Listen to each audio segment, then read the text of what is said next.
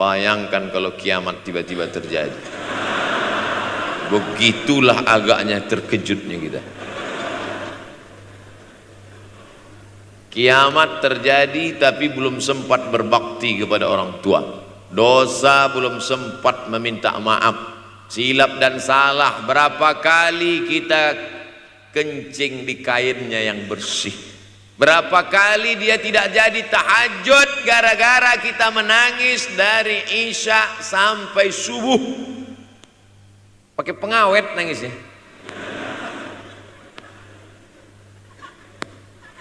Tapi kita tak pernah sadar itu. Kita menganggap kita di dunia ini dibesarkan angin. Kita menganggap kita ini bangsawan, bangsa yang hidup di awan. Berapa kali dia tidak jadi sholat duha gara-gara kita kencing. Berapa kali nasi yang sudah mau disuap masuk ke mulutnya tak jadi, bahkan dia tidak makan sama sekali.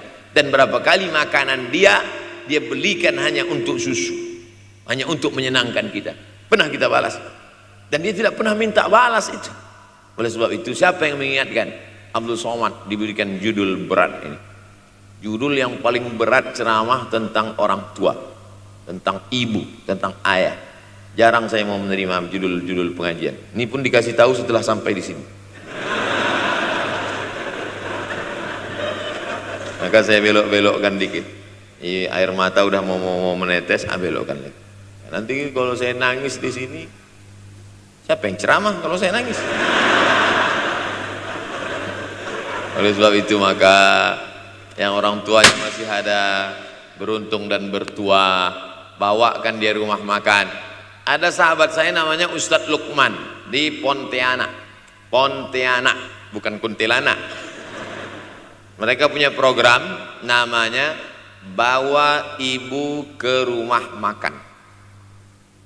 Keren nama programnya. Bawa orang tua ke rumah makan.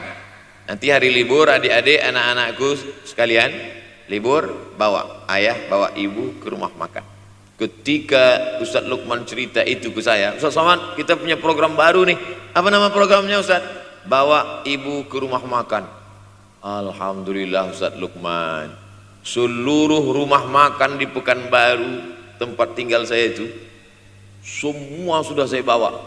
Almarhumah saya bawa sup tunjang, saya bawa rendang, saya bawa goreng ayam, saya bawa goreng puyuh, saya bawa. Cuman ada rumah makan ular sawah itu yang tak saya bawa singgah.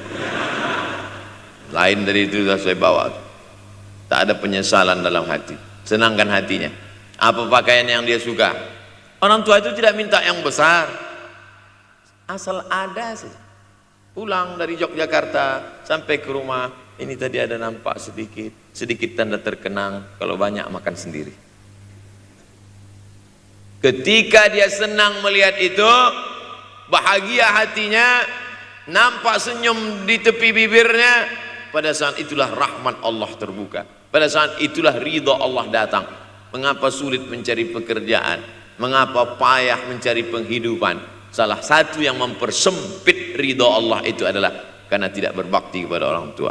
Oleh sebab itu maka judul tema yang diberikan birrul walidain, berbakti kepada orang tua, bahagiakan. Ini ada juga ini anak-anak yang sudah sukses ini, papa, mama sudah meninggal, papa jangan risau, silakan terbang ke Yogyakarta, ada adik di sana, silakan terbang ke Surabaya, ada kakak di sana, silakan terbang ke Kuala Lumpur, ada keluarga di sana, jangan hiraukan. Kata bapaknya, kalian terbangku saja kalian pikirkan, kemana aku hinggap tak kalian pikirkan. Ada sebagian orang ketika ibunya meninggal dunia, marah dia, mengamuk dia anggap kebahagiaan itu sudah hilang, padahal membahagiakan orang tua dua-dua adalah tanggung jawab kita. Kalau dua-duanya sudah tidak ada Pak Ustadz, masih ada keluarga, al-khalah bimasabatil saudara ibu, kakak ibu, adik ibu, sama seperti ibu. Sambung lagi silaturahim, buat dia senang, buat dia bahagia. Man ahabba yubsatalahu fi rizqihi, siapa yang mau lapang rezekinya, wa yunsa'alahu fi atharihi, dipanjangkan umurnya, falyasil rahimahu, hendaklah dia menyambung tali silaturahim. Saya ceramah di satu kota. Sampai di kota itu saya melihat rumah besar, megah, mewah, seperti istana. Cuman saya segan mau nanya, gak mungkin saya tanya, Pak, ini hasil dari apa? Saya tengok, saya ngangguk. Kawan-kawan saya yang ikut di situ seperti ngelihat kucing semuanya. Besar, mantap. Setelah duduk, makan, habis makan, minum, habis itu Sohibul Bait yang punya rumah pun cerita. Ustadz Abdul Somad, iya Pak, dulu ini hanya bambu-bambu yang dikasih daun, yang dikasih terpal. Tempat apa Pak? Tempat ibu saya buat pengajian. Setiap tahun dibuat begitu. Pasang tiang-tiang kayu, pasang terpal, daun-daun, pengajian ramai. Sampai akhirnya saya berkata, Bu, pengajian kita hentikan saja, stop. Saya tidak sanggup lagi pasang tenda, pasang terpal ini. Tapi akhirnya apa kata ibu saya? Nanti setelah saya tidak ada, pengajian ini terus kamu buat. Allah bukakan pintu rezeki Ustaz Somad.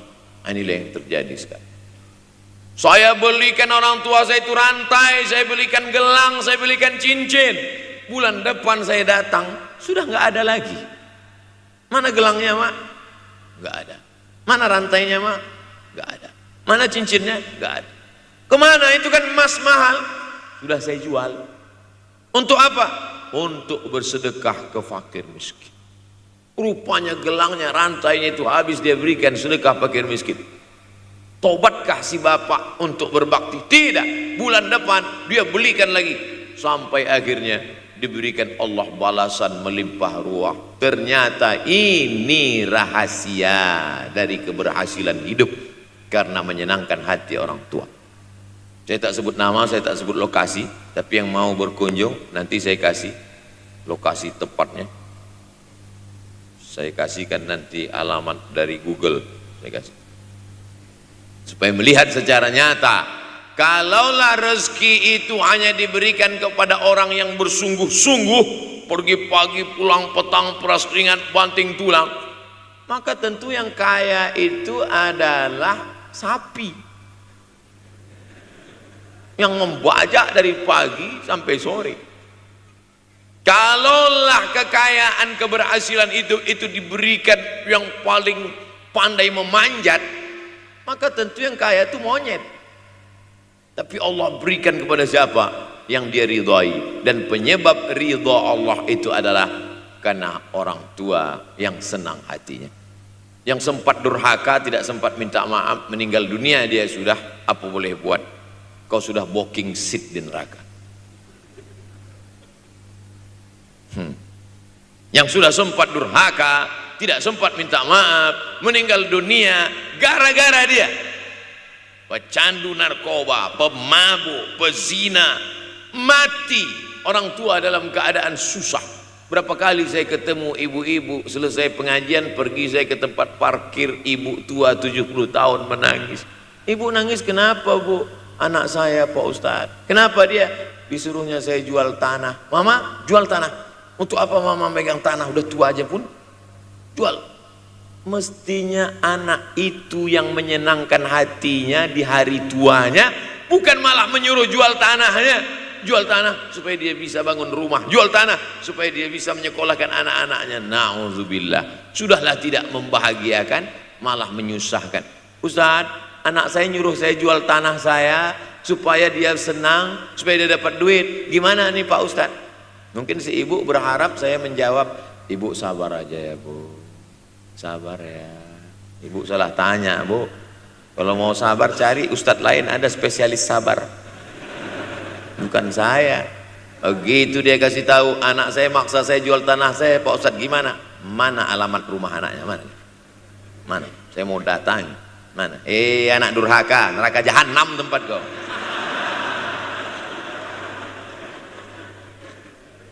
Tak mau dia ngasih alamat.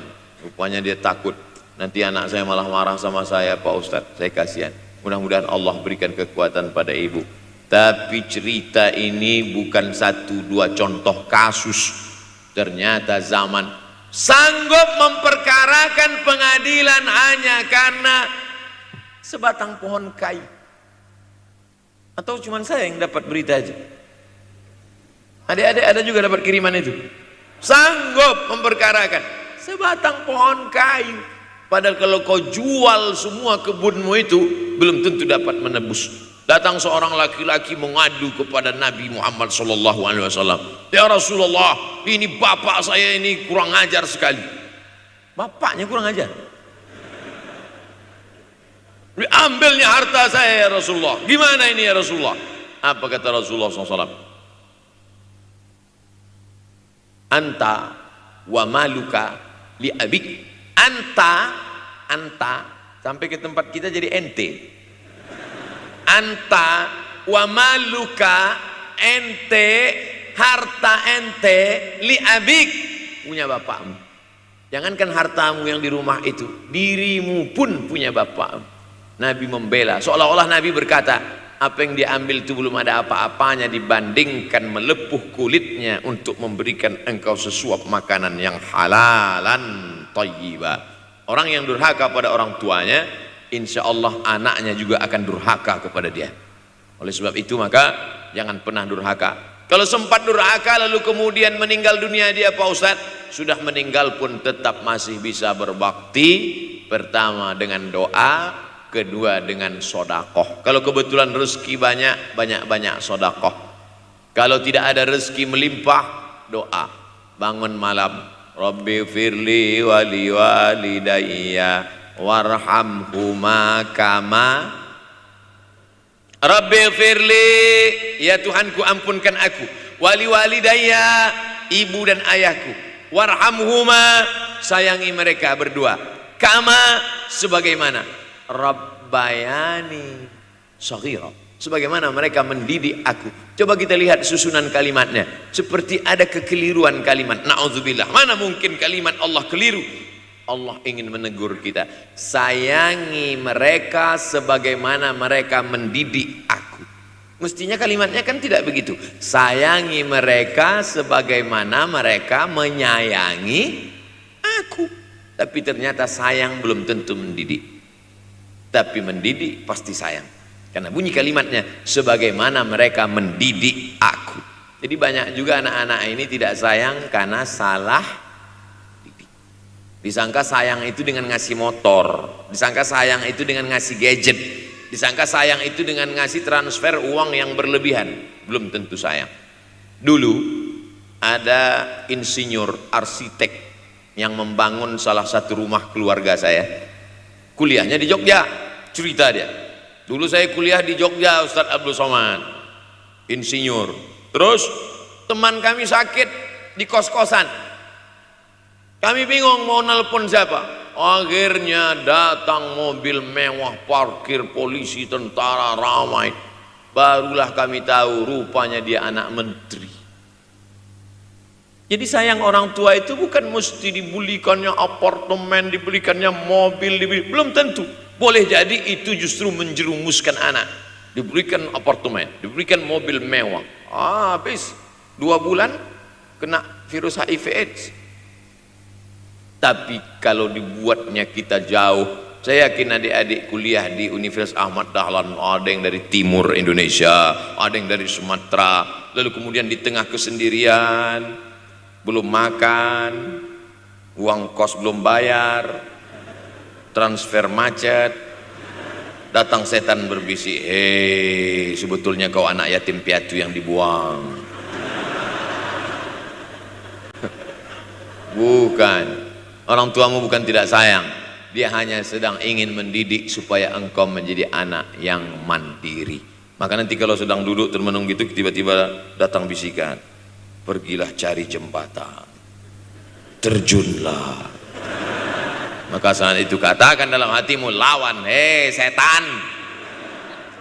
Orang tuaku sayang kepadaku, dia hanya ingin supaya aku mandiri. Ada orang tua yang salah didik kepada anak-anak, sampai mengikat tali sepatu pun anak tidak pandai. Baru mau mengikat tali sepatu, sudah diikatkan. Baru mau makan, sudah disuapkan. Akhirnya anak tidak punya keberanian untuk hidup. Harta dia punya, uang dia punya, materi dia ada, satu yang dia tidak punya, tidak ada mental. Tapi anak-anak, adik-adik Universitas Ahmad Dahlan adalah orang yang punya keberanian untuk hidup. Betul? Oh, ini di hadapan saya ini. Siapa yang tidak punya keberanian hidup? Ini yang jam 5:30 masih belum hidup lagi. Ada ini tidak punya keberanian untuk hidup, hidupnya terlambat. Tapi mahasiswa Universitas Ahmad Dahlan punya keberanian untuk hidup. Bahkan mungkin dia lebih dulu hidup daripada saya, lebih dulu bangun dia tadi. Alhamdulillahilladzi ahyana ba'da ma amatana wa ilaihin nusyur. Tengok jam, oh rupanya masih jam 1, tidur lagi. Saudaraku yang dimuliakan Allah Subhanahu wa taala, maka my life, my adventure, hidup saya adalah petualangan saya. Ini yang mau kita harapkan, berani menghadapi tantangan. Ada orang yang menganggap hidup ini ya simpel-simpel aja lah Pak Ustadz. Tapi ada orang ingin hidup ini penuh dengan perjuangan. Sama seperti makanan, ada orang simpel aja, nasi, kecap, telur rebus, dah cukup. Tapi ada orang mau ada goreng ayamnya, ada rendangnya, ada supnya, ada tom yamnya, ada lengkap semua. Begitu juga hidup ini. Ada orang yang simpel aja, ambil goreng ikan, makan. Tapi ada satu lagi enggak, pergi naik mobil sampai ke tepi hutan, naik motor, habis itu nyewa speedboat sampai di tengah laut memancing. Ujung-ujungnya ikan juga.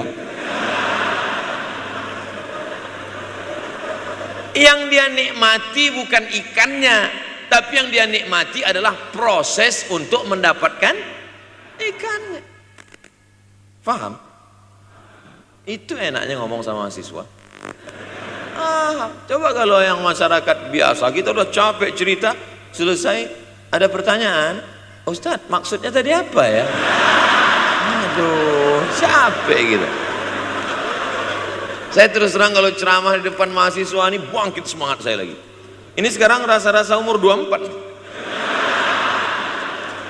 Tapi begitu nanti sudah mulai agak jauh dari mahasiswa, balik 42 lagi. Nah, makanya saya senang kalau diundang ke kampus-kampus. Saya kalau di Jogja diundang di kampus terus, walaupun nggak semua nerima.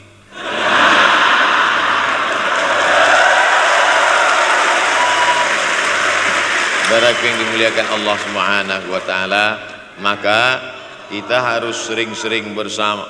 Apa ini takbir? Takbir itu ngusir setan.